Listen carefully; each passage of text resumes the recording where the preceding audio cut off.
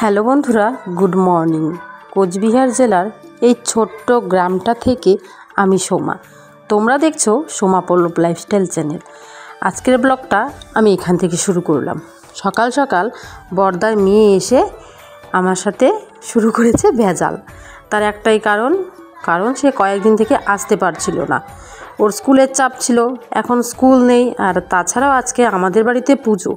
তোর জন্য ও সব সময় বলে, পিপি তুমি যে কাজগুলো করবে তোমার সাথে সাথে আমি থাকবো। তাই ও আমার সাথে সাথে ঘোরাঘুরি করছে, আর আমি আমার মতো কাজগুলো করে চলছি। ঘরটাকে ঝাড় দিয়ে নিলাম, এখন হচ্ছে ঘরটাকে ভালো করে মুছে নেওয়ার পালা। তো এই বিছানাটাও কিন্তু আমি ভালো করে গুছিয়ে নিয়েছিলাম। ভাই বই পড়ে, ওর জন্য কিন্তু বিছানাটা এলোমেলো হয়ে আছে। ওটাকে আবার টান দিয়ে ঠিক করলাম, আর ওই দেখো বলতে না বলতে আবার পেছনে চলে এসেছে।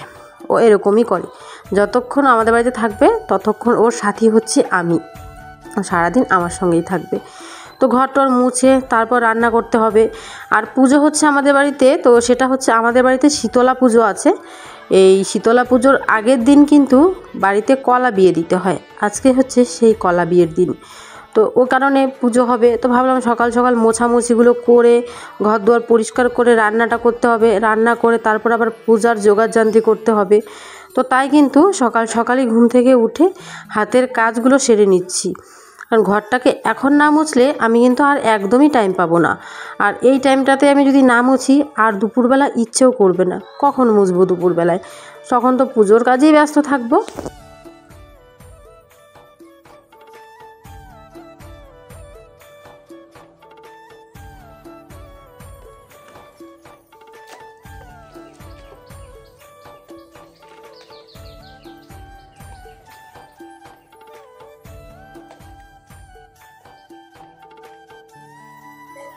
এখন আর সেরকম বেশি একটা বসে থাকি না, কারণ এই টাইমটাতে নাকি যত আমার শরীরটাকে একটু কাজে লাগাবো ততই নাকি আমি শান্তি পাবো। তো তাই চেষ্টা করি একটু বসে না থেকে একটু কাজ করার জন্য। ঘরটা ঝটপট করে মুছে চলে এলাম এই রান্নাঘরে, কারণ ভাই যাবে কলেজে। এখন যদি আমি ঝটপট করে ভাতটা না বসাই তো আমার অনেকটা লেট হয়ে যাবে। তো এদিকে এসে আমি তাড়াতাড়ি ভাত বসিয়ে দিয়েছি। তো ভাবলাম যে ভাতটা বসানো হয়ে গেছে, ভাত হতে হতে অন্য কাজগুলো করা যাবে। যে কোনো একটা কিছু রান্না করে ওকে দেবো কলেজে যাওয়ার জন্য। আর সকালে ঘুম থেকে উঠে ঘরটোর সব ঝাড় দেওয়া মোছা কাছা হয়ে গেছে। ভাবছিলাম একটু উঠানটাকে একটু গোবর দিয়ে মুছবো, কারণ উঠানের মধ্যেই তো বিয়ে টিয়ে এগুলো হবে। তো দেখা যাক, শরীরটা যদি ফুলায় তাহলে করব, আর শরীরকে চাপ দিয়ে কিছু করতে চাই না। জানো, একটু ঘরটা মুছে এসে ভাতটা ঝটপট করে বসিয়েছি, আমার পরিশ্রম হয়ে গেছে। মানে শরীরটা এখন এতটাই দুর্বল আমার। তো এখন মোছামুছি হয়ে গেছে, কিছু পাতা পড়ে আছে সামনে, তো ওইগুলো একটু পরিষ্কার করব। পরিষ্কার করে ঝাড় দিয়ে একটা সাইডে নিয়ে যাব, নিয়ে গিয়ে তারপর উঠানটাকে হালকা একটু গোবর জল দিয়ে মুছে ফেলবো, তাহলে সুন্দর লাগে দেখতে। আর এদিকে আমার ভাত বসিয়ে দিয়েছি, ভাতটাও হয়ে যাবে। এদিকে ডাল করব, আর কি রান্না করি এখনও বলা যায় না। হয়তো আজকে নিরামিষ খাওয়া হবে, বলতেই পারি না। আমি যেটা রান্না করতে বলবে সেটাই করবো। সকালবেলা চা খেলাম, বনরুটি খেলাম, ওগুলো খাওয়া হয়ে গেছে, পেটটা এখন অনেকটাই ভর্তি আছে, তো ওগুলো খাওয়া হলো। আর এই পাশে কিন্তু ভাতটা বসিয়ে এখন এই সাইডগুলো মুছে পরিষ্কার করে নেব। তো চলো। তো এদিকে দেখো সকাল সকাল সব মা রেডি করছে। এখানে কিন্তু এই যে কলা গাছ পোতার জন্য, এই যে ছোটো ছোটো কলা গাছ ওখানে কেটে এনেছে, আর এখানে ওগুলো পোতার জন্য কিন্তু গর্ত করে নিচ্ছে। এখানেই হবে বিয়ে। আর আমাদের এই পুজোটার নিয়ম হচ্ছে, আমাদের এখানে বিয়েটা দুপুরবেলাই হয়। তো আমরা প্রত্যেক বছরই পুজোটা করি, কিন্তু এবার মানুষজন কম, কারণ বেশিরভাগ মানুষেরই শরীর ভালো না। তাই এখানে এবার কয়েকজন মিলেই পুজো করা হচ্ছে। এই যে এখানে মা গর্ত করছে, কিন্তু এখানে কলা গাছগুলোকে সারি সারি করে বসাবে। আর এখানে একটা উনুন খুঁড়ে নিয়েছে, কারণ এখানের মধ্যে চিড়ে খই ওইসব ভাজা হবে। আর এইদিকে দেখো ছোট্ট ছোট্ট কলা গাছ কেটে নিয়ে এসেছে। এগুলো হচ্ছে বরযাত্রী, সাথে দুটো ছোট ছোট কলা গাছ থাকবে, একটা হচ্ছে বর, একটা হচ্ছে বউ। তো এইভাবে কিন্তু সুন্দরভাবে পুজোটা করা হবে। আমাদের কিন্তু ঘরটর মোছা কমপ্লিট। এখানে অনেকগুলো গন্ধরাজ ফুল নিয়ে এসেছে, দেখতে কিন্তু দারুণ লাগছে। আর পুরো গন্ধটা যে বেরিয়েছে না, দারুণ সুন্দর। তো চলো, এদিকে আমি ভাত বসিয়েছি, ভাই চলে যাবে কলেজে। ও কলেজ না গেলে একটু দেরি করে ভাত বসালেও চলতো। তো ভাতটা বারবার করে এখানে এসে জাল দিচ্ছি, তাড়াতাড়ি ভাতটা যেন হয়ে যায়। ওই কারণে জানি না কতটা দেরি হবে। তারপরে কি রান্না করব দেখি, এখনও ঠিক নেই। ওকে ঘি ভাত করে দেব। তোমাদের প্রথমে বললাম যে কলা বিয়ের মধ্যে কিন্তু কলা গাছটা লাগবেই। মা এখানে সকাল সকাল কলা গাছ কেটে নিয়ে চলে এলো ছোট ছোট। আর আজকে আমরা পুজো করছি 3 বাড়ি মিলে, আমাদের বাড়ি, পাশে একটা মামার বাড়ি আছে ওই মামার বাড়ি, আর হচ্ছে আমার নিজের মামার বাড়ি। তো এই 3 বাড়ি মিলেই পুজো। তো তাই ওদের বাড়িতে যতগুলো গরু ততগুলো কলা গাছ, যতগুলো মানুষ ততগুলো কলা গাছ। আমাদের বাড়িটাও সেম, মামার বাড়িটাও সেম। তো সবার বাড়িতে, কারো বাড়িতে 3টে গরু, কারো বাড়িতে 1টা গরু, এভাবে মিলে মিশে কিন্তু কলা গাছ কাটা হয়েছে। তো এই যে কলা গাছগুলো এখন সাজিয়ে সাজিয়ে রাখছে মা। ওইদিকে উঠানটা ঝাড় দিলাম, ঝাড় দিয়ে পরিষ্কার করলাম। তার কারণ উঠানের মধ্যে না অনেক পাতা টাতা পড়েছিল, পরিষ্কার টরিষ্কার করে রান্না করে চলে এলাম আবার। তো এসে ছোট ছোট আলু ছিল, একদম গুড়ি গুড়ি যে দেশি আলুগুলো হয়, ওগুলো ভাজা বসিয়েছি। বাবা গেছে অনেকক্ষণই বাজার, এখনও আসেনি, জানি না বাজার থেকে কী আনবে। আজকে নাকি নিরামিষ খেতে নেই, তো কালকে পুজো হবে, কালকে নিরামিষ খেলেই হয় আমাদের মধ্যে। তো আজকে নিরামিষ না খেলেও চলে। তো বাবা হয়তো মাছ যদি আনে তাহলে মাছ রান্না করব। আর এদিকে একদম ছোট্ট ছোট্ট দেশি আলুগুলোকে ভাজা বসিয়েছি। তো মা এদিকে চান করেছে, চান করে পুজোর রেডি ওইদিকে করছে। তাছাড়া চিরা, খই এইসব ভাজা হবে, ওইসব কাজ করছে।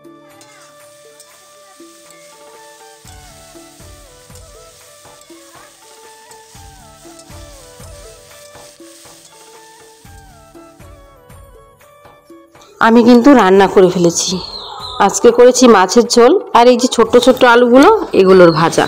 এদিকে এটা হচ্ছে ওই যে মামা বললাম, মামার বাড়ির বোন, এর কিন্তু সামনে বিয়ে, আর বেশি দিন নেই, 1 মাসের মতো আছে এর বিয়ে। তখন কিন্তু এই গ্রামের মধ্যে মেয়েই থাকবে না। আর ছোট ছোট আছে যেগুলো আছে, কেউ 9-এ পড়ে, কেউ 10-এ পড়ে, সেরকম। তো সামনে বিয়ে, তাই ওর সাথে বলছিলাম তুই চলে গেলে গ্রামটা ফাঁকা ফাঁকা লাগবে। আর কাছাকাছি বিয়ে হচ্ছে, বলছে যে না 2 দিন পরে এসে আমি এখানে থাকবো, এটাই বলছিল। আর তোমাদের সাথে কিছু কথা শেয়ার করি। প্রত্যেকটা মানুষই খুশি হয় যখন একটা মেয়ে কনসেপ্ট করে, সে নিজের মানুষ হোক বা পরের মানুষ হোক। সত্যি বলো, সবাই খুশি হয় না? হ্যাঁ, আমি কনসেপ্ট করার পর আমার পরিবারের সবাই খুশি হয়েছে। আমার বাবা, আমার মা, আমার ভাই, আমার স্বামী, সবাই। এমনকি আমার মামার বাড়ির সবাই, এমনকি আমার শ্বশুর বাড়িরও। কিন্তু একজন খুশি হয়নি জানো, সে হচ্ছে আমার খুব কাছের একটা মানুষ। যে মাকে ছেড়ে আমি গেছিলাম এখান থেকে, সেই মাই কিন্তু খুশি হয়নি। মানে আমার শাশুড়ি মা। একটা মেয়ে যখন বিয়ে করে, স্বামীর সঙ্গে কিন্তু সংসার করে না, সংসারটা হয় শাশুড়ির সঙ্গে। শাশুড়ির সঙ্গেই সারাটা দিন থাকতে হয়, শাশুড়ির সঙ্গেই কিন্তু সারাটা দিন ভাগ করে নিতে হয়। আমি ভেবেছিলাম হয়তো তার নাতি বা নাতনি এলে তিনি খুব খুশি হবেন, কিন্তু পোড়া কপাল, আমি ওনাকে ফোন করে বলেছি, আমার কর্তব্য আমি পালন করেছি। আমার শ্বশুরমশাই শোনার পর খুব খুশি, বলছে যে আমার খেলার সাথী আসছে, আমি তাকে নিয়ে খেলবো। আমি কোনোদিনই চাইনি জানো যে এখানে থেকে আমি আমার সন্তানটাকে বড় করি। আমি এখনও চাই না। আমি চাই, একটা সমস্যা আছে, খুব বড় সমস্যা, যেটা এই মুহূর্তে সোশ্যাল মিডিয়াতে বলা যাবে না। তো সেই সমস্যাটা যদি ঠিক হয়ে যায় বা সেটার কোনো পদক্ষেপ যদি দেখা যায়, তাহলে কিন্তু আমি শ্বশুরবাড়ি চলে যাব। যেমনই হোক, শ্বশুরবাড়ি কিন্তু মেয়েদের থাকতে হয়। কিন্তু আমি যে পর্যায়ের মধ্যে আছি, এই পর্যায়ে কিন্তু এই মুহূর্তে শ্বশুরবাড়ি যাওয়াটা আমার পক্ষে সম্ভব না। কারণ এটা আমি সোশ্যাল মিডিয়াতে এখন শেয়ার করতে পারবো না। যদি কোনো দিন সেই ঘটনাটা ঘটে তখন শেয়ার করব। খুব লজ্জাজনক একটা ঘটনা জানো, তাই শেয়ার করতে চাই না। হ্যাঁ, তিনি না একদমই খুশি হননি। তাকে বলার পর আমাকে বলল, বলার কি আছে এসব, একদিন না একদিন হবেই, মেয়ে বা ছেলে। আর একটা কথা উনি বলে দিয়েছেন, উনি মেয়ে হলে নাকি মানবেন না, ছেলে লাগবে। এটা কি কোনো কথা? আজকে জানি এই কথাগুলো শেয়ার করার পর হয়তো আমাকে অনেকেই খারাপ বলবে বা অনেকেই ভালো বলবে, জানি না। কিন্তু জানো, সেই কথাটা শোনার পর আমি সেদিন এত কেঁদেছি। জানি এই অবস্থার মধ্যে কান্নাটা ঠিক না, কিন্তু তবুও আমি না খুব আশা করে তাকে বলেছিলাম যে মা, তোমার নাতি নাতনি আসতে চলেছে, সেটা তাদের বংশধর, সেটা কিন্তু আমার বাবা মার বংশধর না। আমি মেয়ে, আমাকে বিয়ে দিয়েছে, তাদের ঝামেলা শেষ, বা বিয়ে হয়েছে ঝামেলা শেষ। তাদের কিন্তু সব কিছু, আমার বাবা মার কিন্তু কিছু না। কিন্তু এই যে বোঝে না, তাকে না বুঝিয়ে কি করব বলো। আর এই কথাগুলো বলবো না, বললেই না ভীষণ মনটা খারাপ লাগে, চোখের জল অঝরে পড়তে থাকে। এদিকে কিন্তু সবাই মিলে পুজোর রেডি করছি, পুজোর আয়োজন করছি। এই বোন, আমি আর ওর পাশে একটা বৌদি, উনি কিন্তু ওখানে চাল ভাজছেন, খই ভাজছেন, চিড়ে ভাজছেন, কারণ এগুলো আমাদের বাড়িতে সংক্রান্তিতে লাগে। এখন এই যে বিয়ের রেডি, আমি সকাল সকাল ঘুম থেকে উঠে রান্না বাড়ি সব সেরে চান করে নিয়েছি। এখন এই যে বিয়ে রেডি করব। এখন আমাদের জল ভরতে হবে, এই ছোট ছোট গ্লাসগুলোর মধ্যেই কিন্তু জল ভরবো।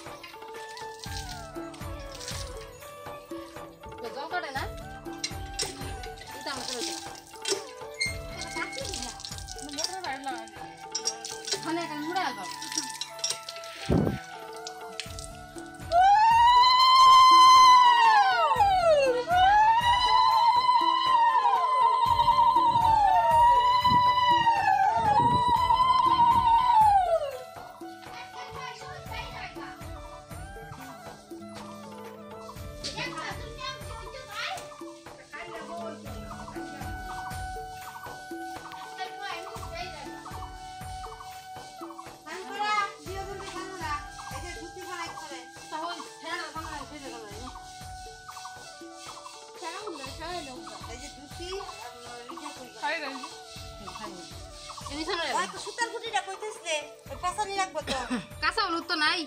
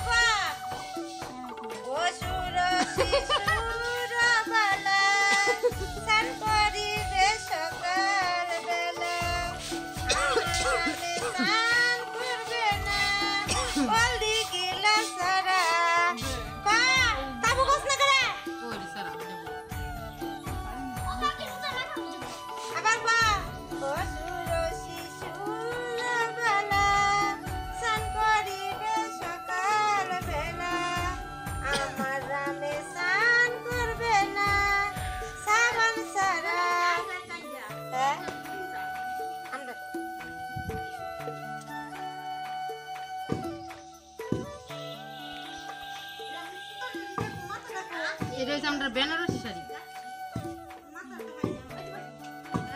আর এটা হচ্ছে ময়ূরপঙ্খী। ময়ূরপঙ্খী কি কয়? ধুতি। ভালো না ধুতি পরাই।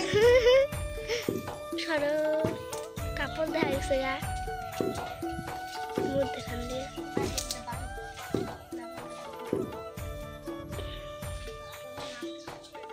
বড়টা কোনটা দিব? জামাটা কি কোনটা দিব? না না জামাই গুন্ডা দিত না। মানে আরা ধুতি দিছে না, জুতা জামা দিছে না না গিতা। সেই মাসে ভাগ্য আর কাজ্জা। সেই মাসে কিচ্ছু বাইরে হয় না। সেই আই মা বাহির কিছু হয়ে গেছে, সেই সাজতেছে। মালা দে। যে মালা দি কই? মালা দে। আমাদের মেয়ের সাজা হয়ে গেছে। সিঁদুর দেশ কপাল। এটা সারাই দিত না? না সিঁদুর সিঁদুর দিয়ালো, দিয়া কপালত তো লাগবে না। আগে তো জামাই আইবো উপরে আয় ভাষা পয়সা কই দাও? পয়সা তো তালাকে দাও না। তালাক করতে। তুই একটু কি জানিস সাটা না বাবা?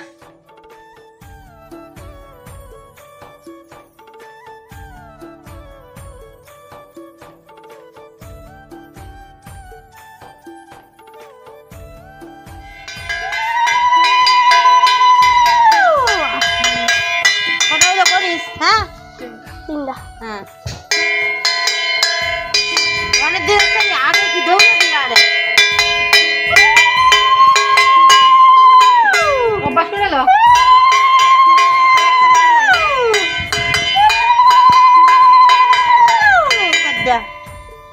সাইডেছে একটা করুন না হ্যাঁ এই যে দে দে ইয়ারে লে বা গুড়া দে এবার হ্যাঁ আওনা দূরে দূরে আবার নে এবার লো এবার সেইটা লো লে আকাশে আট 1 2 আস্তে 3 4 5 6 7 8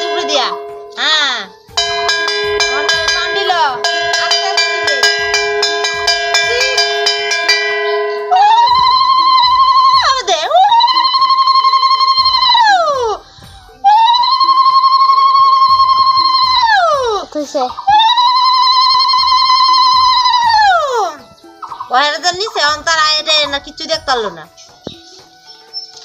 মালা বদল হ্যাঁ আজ জামাই গেল বইরা ভর্ত না আমার ডোল ঢুকাইছে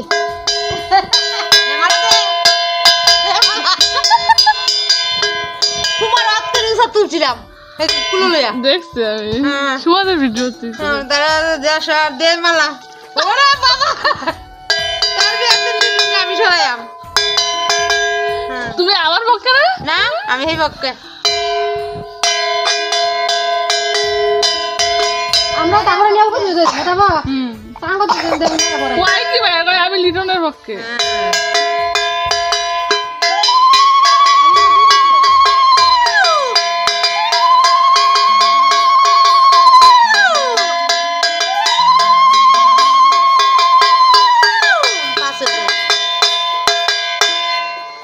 আটাঙ্গের মতো তোমার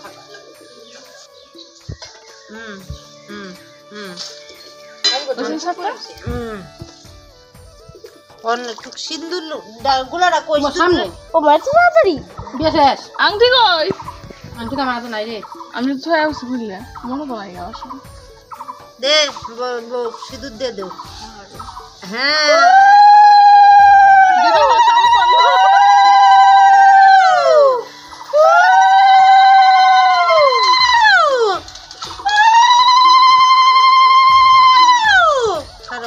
আংটি বানায় আংটি যখন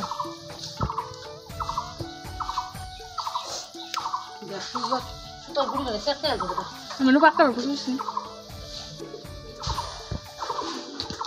আংটিও বালা দিছে না শ্বশুর বাড়িতে কি কইবে যত সব গুলা হয় কিপটা হলো একটা কিপটার একটা লিমিট আছে নিজাম ফেলে বাড়িছে কিপটা কিপটা হ্যাঁ গরু বসন ডাকো কারি আলোচনা আখিতে ডাইনে বাইয়ে বাইয়ে গৌরী পুষ্কির মা বাড়া পারবো নাফিত পাড়াত বাড়ি হ্যাঁ নাফিতের বাড়ি না বাড়ি পুষ্কির মা বাড়া পারবো ডাইনে বাইয়ে ডাইনে দাদু দাদু ভাই নাই না হাই রে হ্যাঁ ধর অনবো আদি ওজন রে বইতে তো আর না আংটিটা রে বইলে তো কোমর ভাঙিয়ে দিল হ্যাঁ আংটি আংটি আংটি লুহা দেখি কাটা কিরম আমরা আগে লুহাইয়াম সারা বাড়ি হ্যাঁ না লুহাইছি বাইর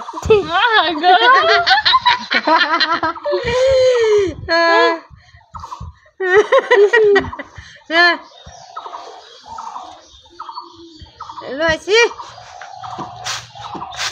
ওই আতো তো লুহাইছি সারাক তো বউ অনেক দিন বউ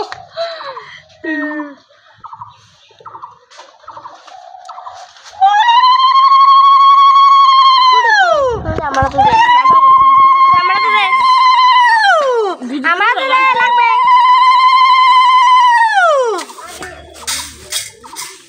হলো রে হ্যাঁ এলে ফার্স্ট হইলো আসবা মানে আবার লুহাই হ্যাঁ নে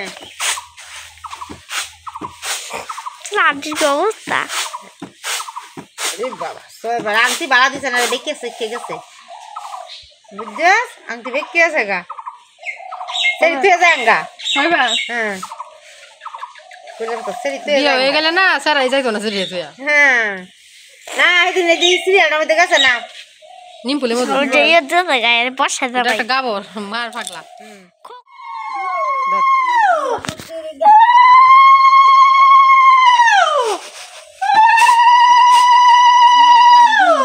বাইক চলছি বাইক চলছি একরে জান নাই গা ভালো